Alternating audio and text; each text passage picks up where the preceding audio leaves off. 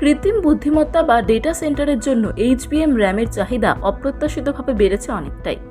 HBM chip তৈরিতে সাধারণত drum চিপের চেয়ে বেশি লাভ হওয়ায় নির্মাতারা সেই দিকে বেশি মনোযোগ দিয়েছে। কিন্তু র্যামের দাম বাড়ার মূল কারণ কি?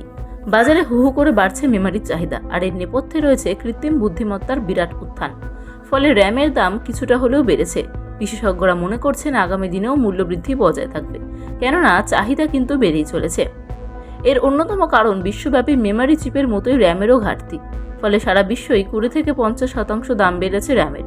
উচ্চ চাহিদা এবং সামান্য সরবরাহের কারণেই দাম বাড়া কমা চলছে। উল্লেখ্য, র্যান্ডম অ্যাক্সেস মেমোরি, যা র্যাম নামেও পরিচিত, যে কোনো আধুনিক কম্পিউটার বা স্মার্টফোনের সবচেয়ে গুরুত্বপূর্ণ উপাদানগুলির মধ্যে এটি বরাবরই। কিন্তু বর্তমান সময়ে চ্যাটজিপিটি, জেমিনি এবং ক্লডের মতো এআই চ্যাটবটের বাড়বাড়ন্তে গত কয়েক মাসে কম্পিউটারের চাহিদা নাটকীয়ভাবে বৃদ্ধি পেয়েছে। বিশ্বের এই বৃহত্তম র্যাম নির্মাতা স্যামসাং এবং এসকে হাইনিক্স, এই দুই সংস্থাই একযোগে বিশ্ববাজারে দাম বাড়িয়েছে তাদের পণ্যের। শুল্ক একটা ফ্যাক্টর হলেও সবচেয়ে গুরুত্বপূর্ণ হলো এআই এর প্রভাব।